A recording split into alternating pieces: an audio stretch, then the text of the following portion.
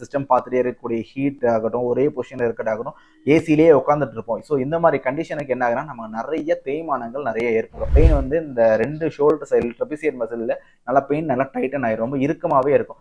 நல்லா அழுத்தம் கொடுத்துட்டு லெஃப்ட் ஸ்ட்ரைட்டு, மறுபடியும் ரைட்டு ஸ்ட்ரைட்டு, இந்த மாதிரி ஒரு ரொட்டேஷன்.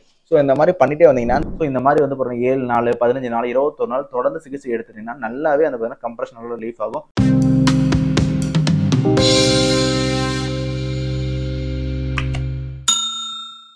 யோகம் யூடியூப் வியூவர்ஸ் அனைவருக்கும் வணக்கம். நான் உங்கள் டாக்டர் ராஜகோபாலகிருஷ்ணன், ஸ்ரீ போகர் ஆரோக்கியிலிருந்து பேசுறேன். பார்க்க போற டாபிக் வந்து பாத்தீங்கன்னா மெயினா கழுத்து சம்பந்தப்பட்ட வலி. நிறைய பேருக்கு இன்னைக்கு எல்லாத்துக்குமே பைக்ல டிராவல் பண்றவங்க, சிஸ்டம் ஒர்க் பண்றவங்க எல்லாத்துக்குமே வந்து பாத்தீங்கன்னா ஒரு பொசிஷன்லயே இருந்துட்டே தான் வேலை செய்வோம். ஒரு பொசிஷன்லயே கண்டினியூ ஒரு ஸ்டிஃபான பொசிஷன்ல தான் இருப்போம். ஸோ அப்படி ஒர்க் பண்ணும்போது என்ன ஆகுன்னா, நம்ம கண் மூலியமா வரக்கூடிய அந்த சிஸ்டம் பார்த்துட்டே இருக்கக்கூடிய ஹீட் ஆகட்டும், ஒரே பொசிஷன்ல இருக்கட்டாகட்டும், ஏசிலேயே உட்காந்துட்டு இருப்போம். ஸோ இந்த மாதிரி கண்டிஷனுக்கு என்ன ஆகுனா நம்ம நிறைய தேய்மானங்கள் நிறைய ஏற்படும். ஒரு ஸ்டிஃப்னஸ் வரும், மசில் வந்து டைட்னஸ் ஆகும். ஸோ இதுதான் வந்து பார்த்தீங்கன்னா நாளடைவில் இந்த மாதிரி பொசிஷன்லேயே உட்காந்துட்டு அந்த ஏசிலேயே ரொம்ப சில்னஸோட உட்காந்துக்கிட்டு ஒரு எக்ஸசைஸே பண்ணாமல் ஒரே மூமெண்ட்ல உட்காந்துட்டு பண்ணுறவங்களுக்கு தான் இந்த மாதிரி செர்விக்கல் ஸ்பான்டைலிட்டிஸ்னு வரும், இல்லை டீஜெனரேஷன் ஆஃப் தேய்மானங்கள்லாம் நமக்கு ஏற்படும். ஸோ இந்த மாதிரி கண்டிஷன் எப்படி வராமல் நம்ம தடுக்கலாம், இது எதனால வருதுன்னு பார்த்தோம்னா மெயினாக நான் சொன்ன மாதிரி ஒரே பொசிஷன் தான். நிறைய பேர் அப்படி ஸ்டிஃபாகவே உட்காந்துட்டே இருப்பாங்க, கழுத்து அப்படி ஒரே பக்கம் எப்போதான் சிஸ்டம் பார்த்துக்கிட்டே இருப்பாங்க. அது மூலியமா என்னன்னா வறட்சி ஆகும், கண்ணு ரொம்ப சூடாகி போய் நம்ம ட்ரைனஸ் ஆகி நம்ம ஏன்னா எண்ணெய் தேய்ச்சி நம்ம குளிக்கிறது இல்லை. மெயினாக நான் சொன்ன மாதிரி எண்ணெய் தேய்ச்சி நம்ம அதிகமாக குளிக்கிறது இல்லை.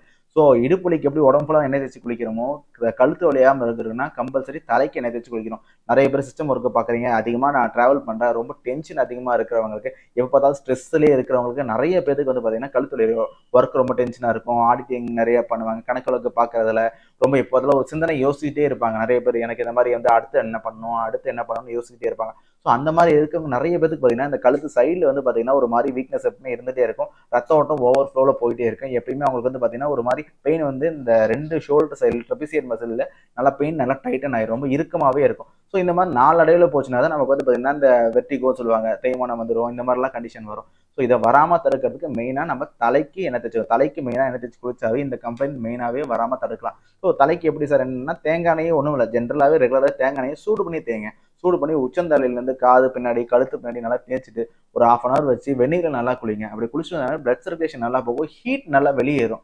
ஸோ நிறைய சிஸ்டம் ஒர்க்கு பார்த்துக்கிட்டே இருக்கிறவங்க மெயினாக வந்து ஐடி பீப்புள்ஸ், இவங்களுக்கு எல்லாத்துக்குமே என்ன சொல்றதுன்னா எண்ணெய் தேய்ச்சி குளிக்கணும். தலைக்கு நல்லா தேங்காய் எண்ணெய் சூடு பண்ணி கழுத்து பகுதி எல்லாமே தேய்ங்க. இன்னுமே ஆயுர்வேத மெடிக்கல் ஷாப்பில் போனால் கற்பூராதி எண்ணெய்கள்லாம் கிடைப்பாங்க. அதாவது தேங்காய் எண்ணெயிலே இருந்தோம்னா கற்பூரம் சம்மந்தப்பட்ட ஓமம் இதெல்லாம் சேர்த்து ஒரு எண்ணெய் வச்சிருப்பாங்க. ஸோ அந்த எண்ணெயை நல்லா சூடு பண்ணி எந்த எண்ணெய் தேய்ச்சாலும் கழுத்து பகுதி தலைக்கு இதெல்லாம் சூடு பண்ணி தேய்ச்சிட்டு ஒரு 1/2 hour ஊற வச்சு வெந்நீர் நல்லா குளிங்க. குளிச்சு முடிச்சதுக்கப்புறம் நல்லா தலையை தோட்டிக்கோங்க. ஏன்னா தலை ஈரமாக இருந்தாலுமே சளி பிடிச்சிச்சுன்னா அது மூலியமாகவும் கழுத்து வலியும். ஸோ நல்லா தலையை தோட்டிட்டு நல்லா ஸ்டீம் மாதிரி பிடிங்க. அந்த மாதிரி பிடிச்சிட்டு நம்ம இந்த மாதிரி வாரத்துக்கு 2-3 தடவை பண்ணிட்டு வந்தாவே கழுத்து பிரச்சனை மெயினாக அந்த ரொம்ப சிஸ்டத்திலே வரும். ஏன்னா வேலை நம்ம பார்த்து தான் ஆகணும், சிஸ்டம் ஒர்க்கு தான் நமக்கு அந்த வேலையே கொடுக்குது.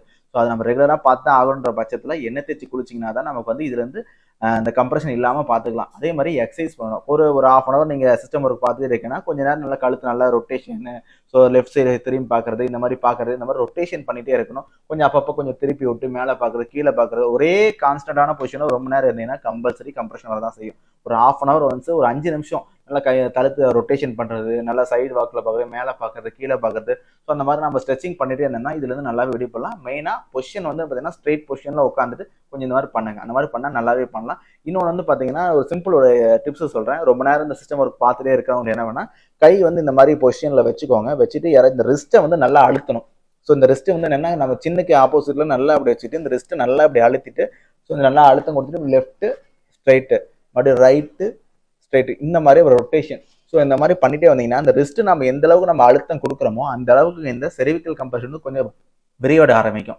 ஸோ யாராவது ஒரு ரொம்ப பெயினாக இருக்கவங்க நீங்கள் ட்ரை பண்ணி பாருங்க. யாராவது அந்த பக்கத்தில் வர வச்சுட்டு இந்த 2 ரிஸ்ட்டை வந்து நல்லா அழுத்தி பிடிக்க சொல்லுங்க. நல்லா இந்த மாதிரி அழுத்தி பிடிக்க வச்சுட்டு நல்லா கழுத்து ரொட்டேஷன் இந்த மாதிரிலாம் பண்ணுவாங்க. உங்களுக்கு நல்லா அந்த பெயின் நல்லா ரிலீஃப் ஆகும், அந்த ஸ்டிஃப்னஸ் நல்லா ரிலீஃப் ஆகும். நிறைய பேருக்கு அந்த பிடிப்பு ஏற்படும் அடிக்கடி.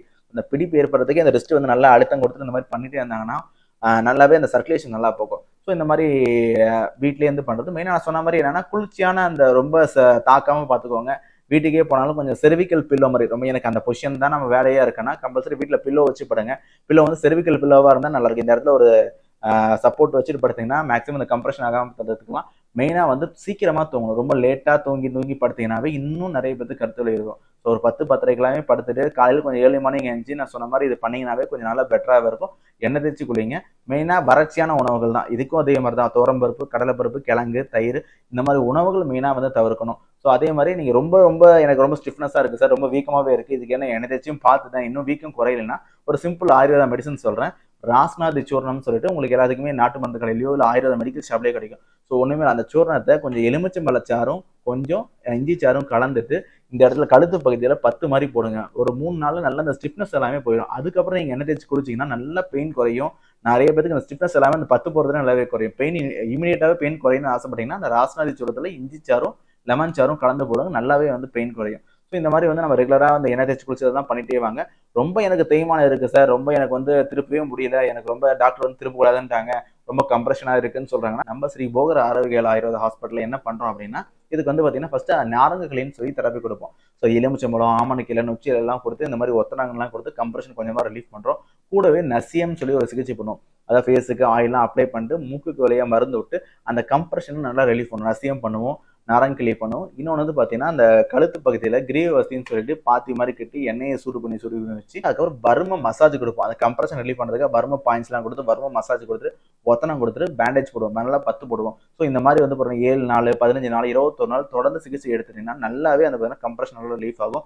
ஓப்படியாக வரலாம். ரொம்ப கம்ப்ரெஷன் அதிகமாக இருக்குது, எனக்கு வந்து கிட்னஸ்லாம் அதிகமாகனா ஐப்படியாக நம்ம பண்ணுறோம். ஸோ தெரப்பியை கொடுக்கும்போது நரம்பு ஸ்ட்ரென்த் லாஸ்ட் அந்த நவரக்கிளிலாம் கொடுத்து ஒத்தனங்கள்லாம் கொடுக்கும், நரம்பு ஸ்ட்ரென்த்லாம் நிறையவே கொடுக்குறோம்.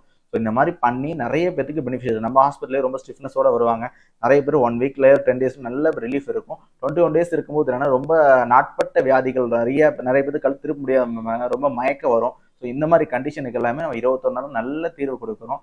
ஸோ ரொம்ப நாட்பட்ட நாளில் கஷ்டப்படுறவங்க, இந்த மாதிரி தேய்மானம் வரவங்க நம்ம ஹாஸ்பிட்டல் வந்து தங்கி நிறைய பேர் பெனிஃபிஷியலாக இருக்காங்க. இந்த மாதிரி நிறைய பேர் கஷ்டப்படுறவங்க நான் சொல்கிற இந்த டிப்ஸை வந்து ஃபாலோ பண்ணிங்கன்னா நிறைய பேருக்கு நல்ல நிரந்தர தீர்வு கிடைக்கும். ரொம்ப அதிகமான பெயின் இருக்குது, எனக்கு ரொம்ப டீஜெனரேஷனாக இருக்கும், நம்ம ஆயுர்வேத ஹாஸ்பிட்டலுக்கு வந்து ட்ரீட்மெண்ட் எடுத்துகிட்டு போனீங்கன்னா ரொம்ப பெனிஃபிஷியலாக இருக்கும்.